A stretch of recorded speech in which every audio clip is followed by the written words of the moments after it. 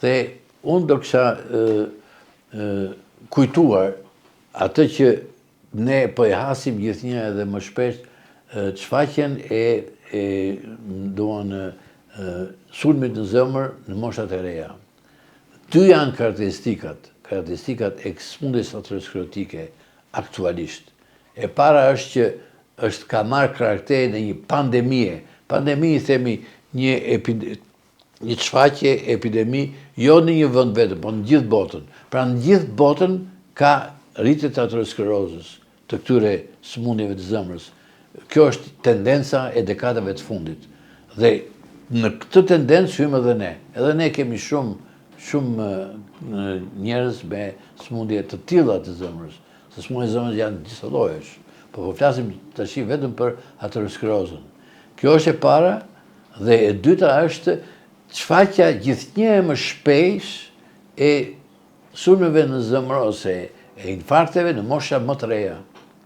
Në mosha të reja, në mosha 30, 40 vjeç, edhe më pak se sa ato. Edhe ne i kemi jetuar dhe i dëgjuar edhe kohët e fundit, që mos përmendim me emra tash, në çfaqjet e infarkteve në mosha të reja.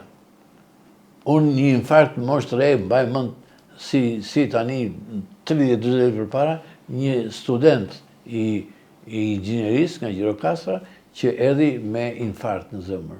Ishte 26 vjeç. 26 vjeç, një moshë e re fare. Dhe bëri një komplikacion madhor që shqyr që ishte në reanimacionin tonë, dhe me goditje elektrike ai u rikthye në jetë. Faktikisht, me zhvillimet e reja, mosha mesatare është rritur. Është rritur në raport me të kaluarën. Sepse nëse më përpara theshim një 60 vjeçar është i moshuar, tash ka 70-80 vjeçar që janë në gjendje aktive pune. Kjo është si rezultat edhe i arritjeve të mëdha të mjekësisë. Dhe vërtet që zbulohen më shumë, sepse vetë kjo smundje dhe dëmet që shkaktoi ajo është evidente, është e qartë, por kjo u bë problem në të gjithë botën dhe deri në vitet 60, 1960, për infarktin miokardit shkruhesh në smundjet e brendshme, në traktatet e smundjeve të brendshme, në ato që shkruheshin me një faqe, dy faqe. Edhe thuhesh që është një smundje që mbyllet ena e gjakut dhe nekrotizohet muskuli i zemrës. Ndodh kjo.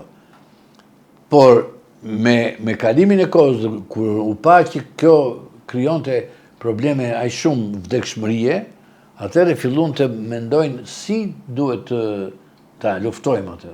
Dhe përveç këtyre studimeve që tham të faktorëve të rrezikut dhe luftës kundër tyre, u arritën suksese të mëdha edhe në zbulimin dhe mjekimin e smundjeve të tilla. Për shembull, u krijuan reanimacione në vitet 60, u krijuan reanimacione kardiovaskulare, siç i bëmë dhe ne në 76-ën, të cilat monitorizojnë të smurët, i lidhin dhe shikojnë parametrat jetik, dhe këto bëjnë që duke vepruar mbi to, duke zbuluar aritmit, u zbuluan edhe mënyrat e goditjes elektrike, që shkarkon korrent në zemër dhe shpëton nga një vdekje që nuk e justifikon gjendja e zemrës. Se zemra kur shpëton nga ky komplikacion i menjëhershëm, mund të shkojë kohë gjatë. Dhe e rasti që ju thashun juve, unë e kam takuar dhe mas 40 vjetësh. Duke bërë jetë normale. Sepse duhet të praktikohen ose të aplikohen sukseset që janë arritur. Pra u bë krijimi i qendrave të reanimacionit, u zbulua koronarografia që e keni dëgjuar, vizatimi i rjetës i enëve të gjakut të koronareve dhe shikon nëse ato janë janë të pangushtruara apo janë të ngushtuara. Dhe më vonë, mas viteve 70, kur gjenin ngushtime të tyre, fillonin dhe të zgjeroheshin me ballon, ose duke vendosur stende, ato unazet që i thonë, ose operacionet e bypasseve, që fillonin mas vitet 68. Dhe kjo ishte një sukses i jashtëzakonshëm për rritjen e jetëgjatësisë. Por janë bërë përparime të jashtëzakonshme, jo vetëm në diagnostikim dhe në këto ndërhyrjet, por edhe në përdorimin ose në zbulimin e medikamenteve e ilaçeve të cilat luftojnë yndyrnat, luftojnë aritmit, luftojnë stresin, me radhë luftojnë hipertensionin, luftojnë diabetin, që janë faktor rreziku. Dhe këto përparime kanë bërë që jeta mesatare e njerëzve të shkojë drejt rritjes së saj, jo më si më përpara. Por kjo nuk ka penguar që mosha më të reja të preken nga smundja. Po pse preken? Sepse ne jemi të prirur që të mos mbajmë rregullit si duhet. Për shembull, brezi i ri, fëmijët të vegjël e me radhë duan të hanë fast food, duan të ushqen keq, të ushqen në mënyrë jo të shëndetshme. Dhe ato natyrisht predispozojnë për zhvillimin e aterosklerozës. Pra, në qoftë se ne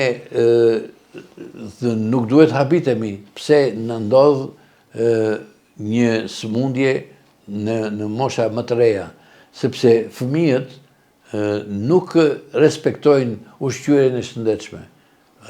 Luftojnë mbas fast foodeve, ose mbas ushqimeve që kanë karbohidrate, që kanë sheqerna shumë, ëmbëlsirat. Dhe plus kësaj, mungesa e aktivitetit fizik. Janë bërë gjithnjë më shumë dembela dhe tashi edhe më të rritur makinës, bicikletës edhe me radhë shkon në punë të rëndomta fare.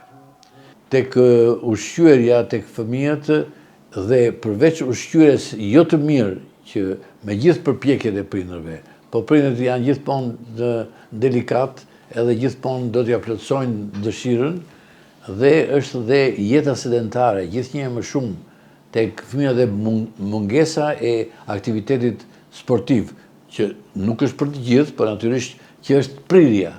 Prirja dhe kjo prirje bën që rreziku të çfaqet dhe në mosha më të vogla. Por ka rëndësi edhe mënyra edhe lloji ushqimit. Për shembull, unë ju thash juve për yndyrnat pak më përpara.